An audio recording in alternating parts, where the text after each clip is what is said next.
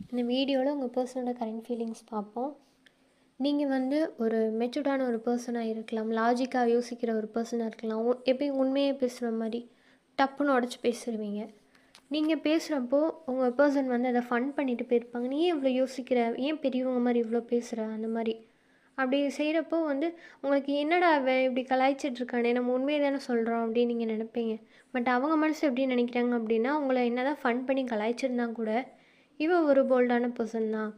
நீங்கள் வந்து ஒரு சீரியஸான ஒரு பர்சனாக இருக்கலாம். உங்கள் பர்சன் வந்து ஏதாவது ஒன்று சொல்லி உங்களை ஃபன் பண்ணி சிரிக்க வச்சுட்டே இருக்குது, ஏதாவது ஒன்று வம்பிழுத்துட்டே இருக்குது, அந்த மாதிரி வந்து செஞ்சிட்ருப்பாங்க.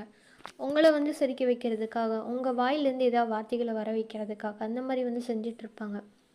இந்த பர்சன் எப்போ உங்களை பார்த்தாலுமே வந்து அந்த பழைய ஃபீலிங்ஸ் வந்து எனக்கு இருக்குது, அந்த பழைய ஸ்பார்க் வந்து இருக்குது, உங்ககிட்ட மெசேஜ் பண்ணணும் அந்த மாதிரிலாம் நினைக்கும் போது கூட ஏதோ ஒரு பிளாக்கேஜஸ் வந்து வருதான்.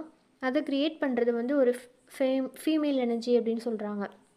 இது அவங்க மதராக இருக்கலாம், சிஸ்டராக இருக்கலாம், ஃப்ரெண்ட்ஸு, இல்லை கூட ஒர்க் பண்ணுறவங்க, யாரோ ஒரு ஆள். கண்டிப்பாக இந்த பர்சனை வந்து உங்கள் 2 பேருக்குமே வந்து தெரிஞ்சிருக்கும்.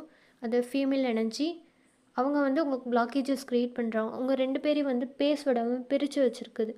இவங்களை பிரித்து வச்சதுக்கப்புறமும் கூட உங்கள் பர்சனுக்கு ஏதோ ஒரு சப்போர்ட் ஒன்று ஆதரவாக நிற்கணும் அப்படின்னா கூட அந்த தேர்ட் பர்சன் வந்து நிற்க மாட்டாங்களாம்.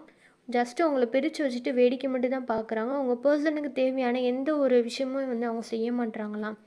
சும்மா அவங்க வச்சு விளையாடிட்டுருக்காங்க, அந்த மாதிரி தான் வந்து செய்கிறாங்க. உங்கள் பர்சனுக்கு வந்து எமோஷ்னலாக இப்போ வந்து சப்போர்ட் கிடைக்கல அப்படின்றாங்க. நான் வந்து ரொம்ப அனாதை மாதிரி ஃபீல் பண்ணுறேன். இப்போ வந்து உங்களுக்கு உங்கள் மேலே வந்து கோவம் வந்து தனிப்பட்ட கோவம் வந்து இருந்திருக்கும். உங்களை பிளாக் பண்ணியிருப்பாங்க, உங்களுக்குன்னு பவுண்ட்ரி செட் பண்ணியிருப்பாங்க. இவ்வளோ தான் அவள்கிட்ட பேசணும், அவள்கிட்ட பேசினா கூட இதுக்கு மேலே வந்து பேசக்கூடாது, அந்த மாதிரிலாம் வந்து செட் பண்ணி வச்சுருப்பாங்க. இப்போ வந்து அந்த பவுண்ட்ரிஸ்லாம் வந்து வீக் ஆகுதான். ஏன்னா அவங்களுக்குன்னு யாருமே வந்து நிற்காத அந்த டைம் வந்து உங்களுடைய ஃபீலிங்ஸ் வந்து அதிகமாக வருது. நீங்கள் உங்களுக்கு எந்த அளவுக்கு முக்கியம், ஒர்க் பண்ணும்போது அதிகமாக உங்களுடைய ஃபீலிங்ஸ் வருதுன்னு சொல்கிறாங்க.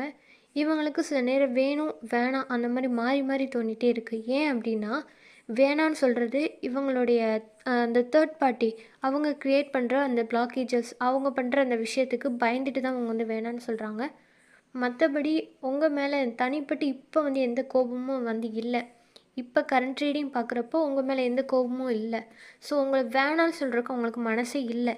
தன்னுடைய சிச்சுவேஷன் சரியில்லை, எனக்கு பிளாக்கேஜஸ் நிறையா இருக்குது, அதனால நீ இங்கே வந்தால் நீ கஷ்டப்படுவியோ அப்படின்னு எனக்கு தோணுது அப்படின்னு நினச்சி தான் உங்கள் பர்சன் வந்து இப்போ வேணான்னு வந்து நிற்கிறாங்க.